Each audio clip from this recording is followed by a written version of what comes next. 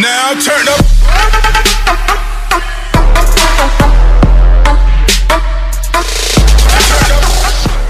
Hey, do you want the new games? Have you tried Division? Do you want to try No Man's Sky?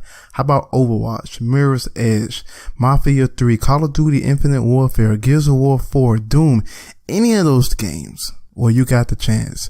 You got the chance to pick your own game. Click the text to learn more. What is going on YouTube? It's your boy Hercules. I'm here again with another video, and this time we're going to talk about Batman vs Superman Dawn of Justice Ultimate Edition. Yes.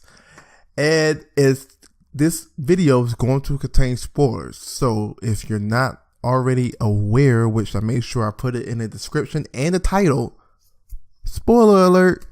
All right. So what I want to talk about is not the whole movie as a whole, because I'm pretty sure that most of you guys who are watching this video already seen the movie. So I'm not going to talk about that. I'm going to talk about the Ultimate Edition, or whatever you want to say. I'm going to talk about that. And I'm going to talk about more of the additional footage that we didn't see in the theater release.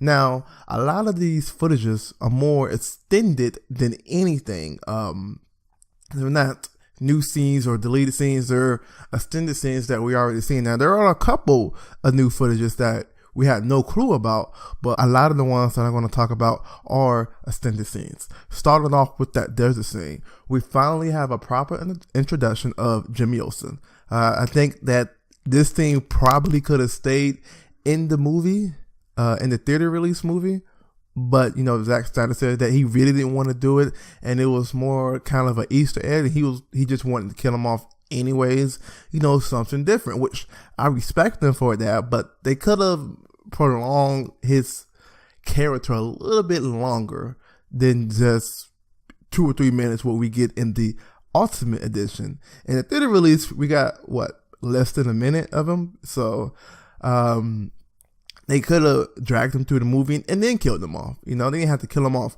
right then and there in one scene. You know, at least give him 2 scenes. That's just my opinion. Also, sticking with the desert scene, we have these drones, which you can see here.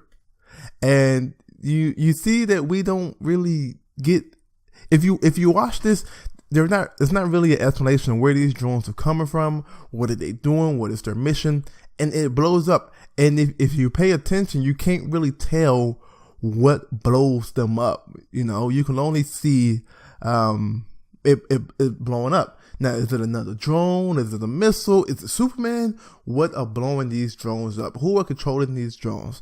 And we don't get the answers to that. Again, in the theater release, we definitely understood why Batman wanted to take down Superman, but we couldn't really understand why did Superman want to take down Batman. We just couldn't get it. Now, we understood that he didn't like Batman being a bully per se, but we finally understand the emotional side that Clark Kent, aka Kal-El, aka Superman, was feeling when he wanted to take down Batman. And the reason for it is he feels that people, even the civilians, fears Batman. They make it seem like that he's a criminal. He's doing his interviews, he's doing his journalistic duties, I should say. I don't know if that's the proper thing to say, but whatever. I'm not a journalist, but whatever. He's doing his duties to figure out why Batman, or whoever this back thing, as I forget his name. What is his name? Lawrence Fishburne's character. I don't know. The back thing. I'm gonna call it that because I like that. Like the bat thing. Really, I know you're not in Gotham City, but the back thing, you know, whatever. But anywho, he's trying to figure out why Batman is doing all these crazy stuff and becoming a terror in the night. Get it? You saw what I did there? Yeah, whatever. So next thing we have is a glimpse of what happens to you in jail when you have the branded bat symbol on you. Now, we heard about it, but we can actually see what's going on in this jail scene that you see here. And you can see the guy from when those cop cars finally saved those girls, Asian girls in the cage. But it was, again, civilians scared of Batman.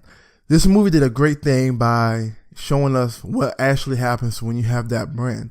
Now, to me, it kind of feels like that the bad guy set this up, which I don't really understand. I don't get it whatsoever. So it still doesn't answer the question, why do these guys get killed? Like, if Batman brands you and puts you in jail, why do they get killed? Because it seems like the guy that's working for Lex Luthor, he sets this up. So again, it makes no sense whatsoever. All right, one of my favorite scenes in this movie is a cameo. Now, there was a whole bunch of cameos in the theater release, but in the Ultimate Edition, we have a cameo of Jon Stewart. And I think it was probably one of the best parts of the movie. Basically, Jon Stewart is saying that Superman does not want to be a citizen of the United States anymore, but how can he be? He has red and blue costume. I mean, come on now. He has a third of the country's initials on his chest. And the only reason why he doesn't have the Declaration of Independence on his cape is because there'll be a dead giveaway. I mean, Jon Stewart is delivering classic lines, is doing what he's best known for. Even though he was replaced, I don't know his name, but he was replaced on The Daily Show. But again, it was nice seeing Jon Stewart as a cameo. I thought that was freaking awesome. All right, so we have Clark Kent doing even more research, trying to figure out why Batman is a bad guy. You know, Batman's supposed to be helping people, but yet he's a bad guy. Now, the thing I don't understand about this thing right here, Batman obviously changed, because we, in the theater release and in this movie, obviously, we get a glimpse, or we not get a glimpse of, but we get an understanding that he's been doing this for 20 years. This is an older Batman, and we already knew that. But why is it we're just not finding out about Batman in Metropolis? You know, if you went to Gotham City, which Clark Kent did, he went to Gotham City to do some research, I guess, and he find out that Batman really isn't this all goody two shoes. But why are we just not finding this out? Why is Clark Kent just now finding out about Batman? I mean, 18 months ago, Bruce Wayne found out about Superman, obviously, because he killed Jack, which very, very disappointing in that scene. But it was emotional, but still disappointing in that scene. Whatever. But we're just, again, Clark Kent is finding out about Batman. And again, he's been doing this for 20 years, and he's just not finding out about him. But anyways, as you can see in this scene, we're introduced to a new character, or two new characters, I should say, from that's not seen in the theater release. And basically, the old man right here, it looks like he's half blind. I'm not sure. Can't really tell. I do know that one eye is blind. I do know that, but I don't know about the other eye. I can't really tell. But anyways, he, scratched off his ticket, and he shows him that, hey, this guy's bad. You might want to get out here before it gets too dark. So, that gives Superman more motivation to, I guess, take down Batman, because I guess he understands that he's trying to do the right thing, but he's scaring the civilians, and you can't be a hero and scare somebody at the same time. Before the infamous court scene, the Senate scene, whatever you want to call it, the Senate hearing, court scene, blow up scene, whatever.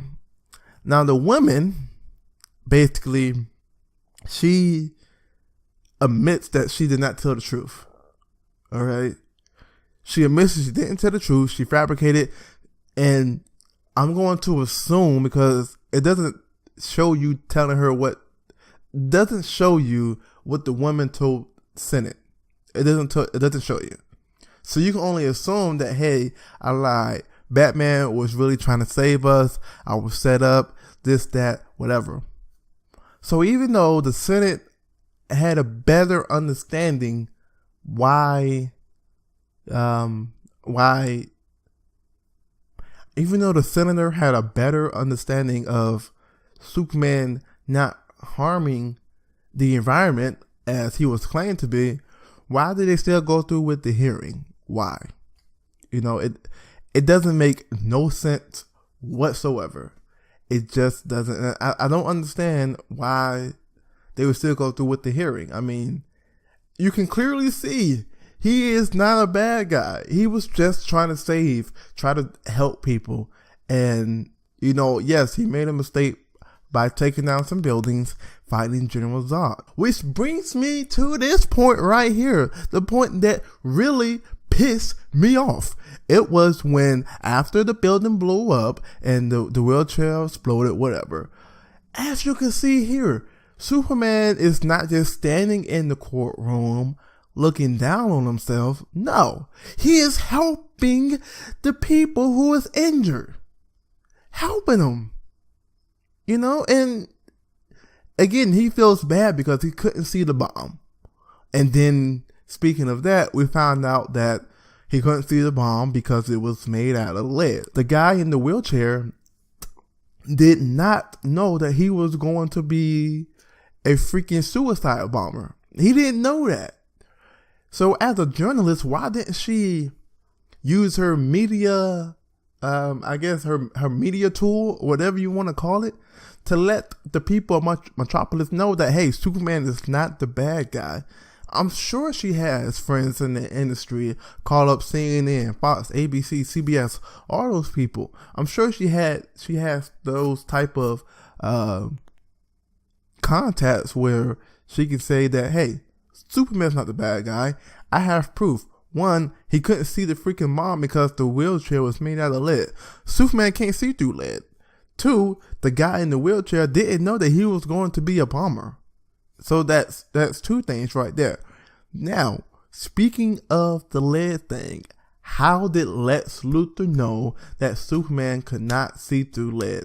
Now, I know what you're probably going to say. He got all the training from the freaking Kryptonian ship.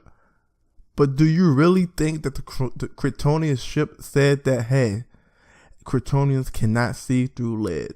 Do you really think that? I mean, I find that really, really hard to believe. I really do. Not only that, but we still can't answer the question, how did Lex Luthor find out the identity of not only Superman, but Batman as well? I mean, Batman did Lex Luthor set up Batman by sending the return checks and the pictures. Lex Luthor set up Superman by taking his mother away. How did he know this? We don't get to understand how this works. We don't. So we can only be left with it fit the plot of the movie. And I hate that, man. I hate it. It doesn't make any sense whatsoever. It just doesn't. So that's that. That's my take on the Ultimate Edition. If you're a big Batman Superman fan, get it. If you didn't like the theater release, most likely you're not going to like this Ultimate Edition.